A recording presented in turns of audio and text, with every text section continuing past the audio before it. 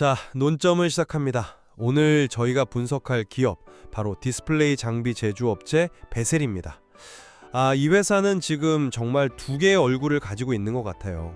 한쪽은 본업이 심각하게 부진해서 재무적으로 아주 어려운 얼굴이고요.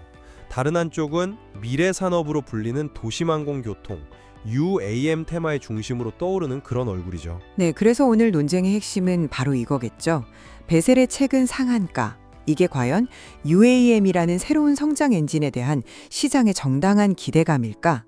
아니면 그냥 회사의 존속마저 위협하는 이 재무 위기를 외면한 투기적 과열일까? 맞습니다. 저는 오늘 그 쇠락하는 본업을 딛고 항공우주라는 신사업으로 극적인 전환을 시도하는 이 고위험 고수익의 턴어라운드 관점에서 베셀을 한번 변호해 보겠습니다. 반갑습니다. 저는 그 화려한 UAM이라는 신기로 뒤에 가려진 막대한 적자와 무너진 현금 흐름이라는 그 냉정한 현실에 좀 더 주목하겠습니다. 매력적인 이야기가 기업의 생존까지 보장해주지는 않는다는 비판적 관점을 유지하겠습니다. 그럼 제 입장을 먼저 말씀드리겠습니다. 물론 재무제표만 보면 정말 보기 힘든 수준입니다. 영업손실이 117억 원, 영업이익률은 마이너스 45%가 넘어요. 누구로 부인할 수 없는 사실이죠. 하지만 바로 이런 상황이 투자에서 가장 고전적이면서도 또 가장 위험한 질문을 던지거든요. 턴어라운드 스토리의 시작점에서 진주를 발견하는 거냐, 아니면 그럴듯한 이야기에 현혹돼서 가치 함정, 밸류 트랩에 빠지는 거냐. 저는 베셀이 전자의 가능성을 보여준다고 봅니다. 쇠퇴하는 디스플레이 사업만 보고 이 회사를 판단하면 지금 일어나고 있는 이 본질적인 변화를 놓치게 됩니다. 진짜 이야기는 UAM이라는 미래를 향한 정말 필사적인 전환에 있거든요. 이건 단순한 희망회로가 아닙니다. 자회사 베셀 에어로스페이스를 통해서 국내 최초로 2인승 경량 항공기 KLA-100을 개발했고요. 이미 양산체제까지 구축했습니다. 더 나아가서 정부 주도의 자율비행 개인 항공기 OPAV 국책과제에도 참여하면서 기술력을 인정받고 있죠. 정부의 K-UAM 로드맵과 정확히 발을 맞추고 가는 겁니다. 최근의 상한가, 그리고 평소의 수십 배에 달하는 192만 주의 거래량, 이게 바로 이 가능성에 시장이 돈으로 반응하기 시작했다는 신호라고 봅니다. 그리고 결정적으로 주가 순자산 비율, PBR이 10.57배에 불과합니다. 이게 무슨 말이냐면 회사가 가진 자산을 다 팔고 청산했을 때의 가치보다도 주가가 싸다는 의미죠. 이 험난한 시기를 버텨내고 UAM 사업이 본궤도에만 오른다면 현재 주가는 나중에 돌아봤을 때 정말 엄청난 기회였을 수 있습니다. UAM 드론 택시, 하늘을 나는 자동차. 정말 매력적인 비전입니다. 네, 그 점은 저도 동의합니다. 하지만 그 거대한 비전의 실체를 한꺼풀 벗겨볼 필요가 있습니다. 방금 말씀하신 그 UAM 사업의 핵심 결과물 KAI-100 말이죠. 이게 우리가 상상하는 도심을 나는 그 드론 택시가 아니라 사실은 레저용 2인승 경비행기입니다. 이 둘 사이의 기술적, 상업적 간격은 정말 엄청나거든요. 이 간극을 무시하고 그냥 UAM 테마주로 묶는 것 자체가 문제의 시작이라고 봅니다. 이제 좀 냉혹한 숫자를 보시죠. 매출액이 257억 원인데 영업손실이 117억 원입니다. 그러니까 1,000원어치 팔아서 450원을 손해보는 사업구조예요. 자기자본이익률, ROE는 마이너스 43.79%. 이게 무슨 뜻이냐면요. 주주들이 회사에 투자한 돈 1억 원당 매년 44만 원 가까이 까먹고 있다는 뜻입니다. 사업의 근본적인 수익성이 완전히 무너졌다는 명백한 신호죠. 이런 상황에서 PBR이 낮다는 건 저평가가 아닙니다. 시장이 이 회사의 자산을 곧 팔아서 빚을 갚아야 할지도 모른다고, 즉 기업의 존속 능력 자체에 깊은 의문을 품고 있다는 위험 할인의 증거로 봐야 합니다. 시가총액이 작고 주가가 싼 소위 동전주들은 원래 변동성에 극심하잖아요. 근데 상한가를 기록한 그 중요한 날에 개인과 외국인이 동시에 순매도했다는 건 뭘 의미할까요? 미래를 확신했다면 같이 사들였어야죠. 저는 이걸 기존 투자자들이 주가 급등을 이용해서 탈출하려는 신호로 해석합니다. 저는 먼저 최근 상한가의 성격에 대해 이야기하고 싶습니다. 이건 단순한 투기 과열이 아니라 바닥을 확인하고 추세를 전환하는 아주 의미 있는 움직임으로 봐야 한다는 겁니다. 차트를 보면 명확합니다. 9월 고점 이후에 주가가 40% 가까이 폭락하면서 투자 심리가 완전히 얼어붙어 있었어요. 그러다가 단 하루 만에 V자 반등으로 상한가를 기록했죠. 이건 단순한 기술적 반등을 넘어섭니다. 시장이 더 이상 과거의 재무제표가 아니라 정부가 드라이브를 거는 KUAM 로드맵이라는 미래의 청사진에 베팅하기 시작했다는 강력한 증거라고 봅니다. 모든 위대한 전환은 절벽 끝에서 시작되죠. 디스플레이 산업이라는 침몰하는 배에서 뛰어내려서 UAM이라는 미지의 섬으로 헤엄쳐 가려는 이 필사적인 시도에 시장이 드디어 응답하기 시작한 겁니다. 죄송하지만 그 논리에는 동의하기가 좀 어렵네요. 그 필사적인 시도가 제 눈에는 너무 무모해 보이거든요. 명확한 호재성 공시 없이 급등한 동전주의 상한가는 전형적인 투기 과열의 모습 그 이상도 이하도 아닙니다.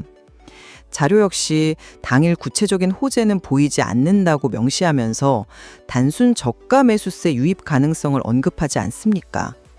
뚜렷한 펀더멘탈 개선 없이 그냥 막연한 정책 기대감만으로 오른 주가를 추세 전환이라고 부르는 건 너무 위험한 해석이죠. 그리고 그 V자 반등이요. 반대로 생각하면 그만큼 기반이 약하다는 뜻도 됩니다. 작은 뉴스 하나에 급등락을 반복하는 예측 불가능한 투기판에 가깝다는 거죠. 여기서 질문 하나 드리고 싶습니다. 말씀하신 대로 시장이 미래 가치를 보고 움직인 거라면 왜 하필 그날 개인과 외국인은 동시에 수십만 주를 팔아치웠을까요? 정말 이게 추세 전환의 시작이라면 그들은 왜 그 기회를 버리고 떠났을까요? 좋은 질문입니다. 하지만 시장은 단일한 인접체가 아니죠. 다양한 참여자들이 각자의 판단으로 움직이는 곳이니까요. 단기 차익을 노리고 들어왔던 투자자들은 급등했을 때 파는 게 당연합니다.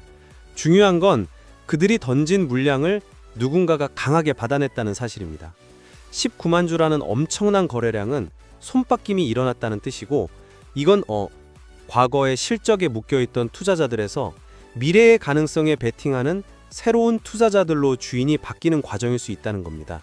바로 그 새로운 매수세가 UAM의 비전을 보고 들어온 것이고요. 그 새로운 투자자가 과연 UAM의 비전을 보고 들어온 현명한 투자자인지 아니면 단순히 급등주에 올라탄 단기 투기 세력인지는 시간이 지나야 알겠죠. 저는 후자일 가능성이 훨씬 높다고 봅니다. 이제 UAM 사업의 실현 가능성 자체를 좀 더 파고들어 보죠. 좋습니다. 저는 이 사업의 진행 상황이 생각보다 훨씬 구체적이라는 점을 강조하고 싶습니다.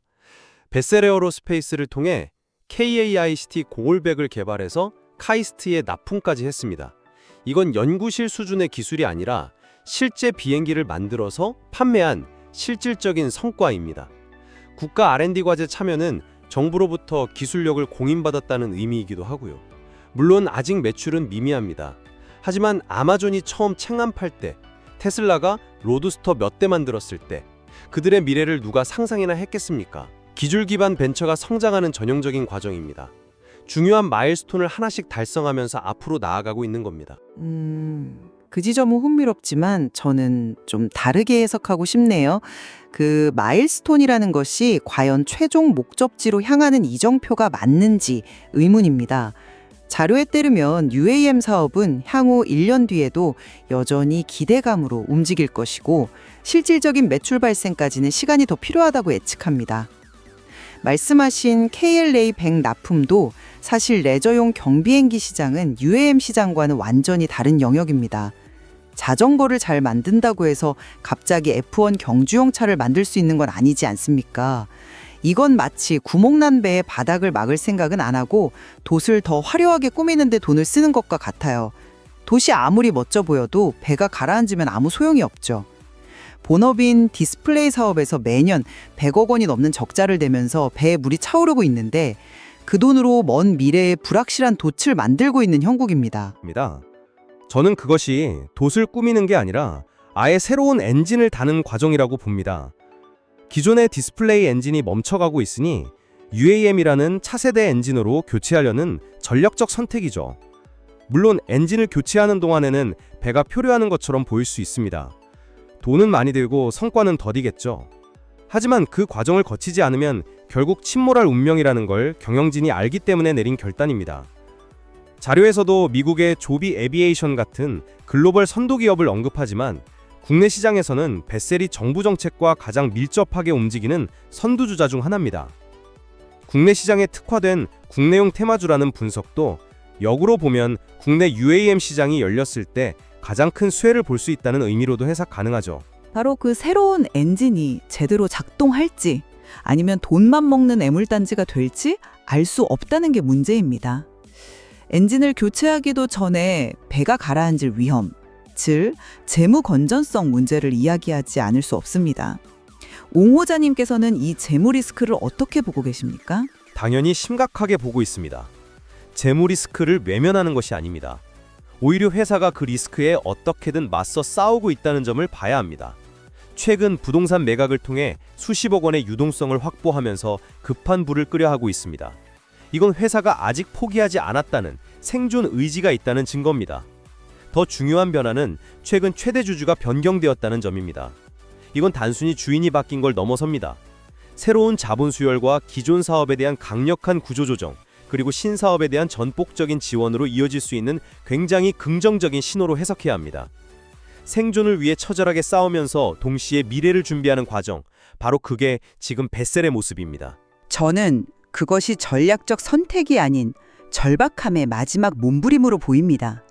자산 매각은 본질적인 현금 창출 능력 악화라는 병의 근본 원인을 치료하지 못하는 그냥 진통제에 불과합니다.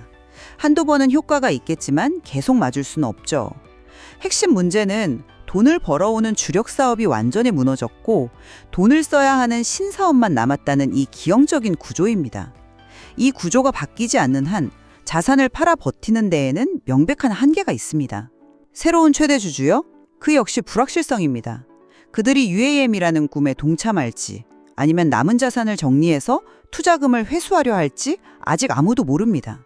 자료가 주가의 장기 고점 우려보다 상장 폐지 리스크를 먼저 그리고 더 심각하게 언급한 이유를 우리는 곱씹어 봐야 합니다. 지금은 잠재적 성공 가능성보다 현실적인 자본 손실의 위험이 훨씬 더 큰 상황입니다.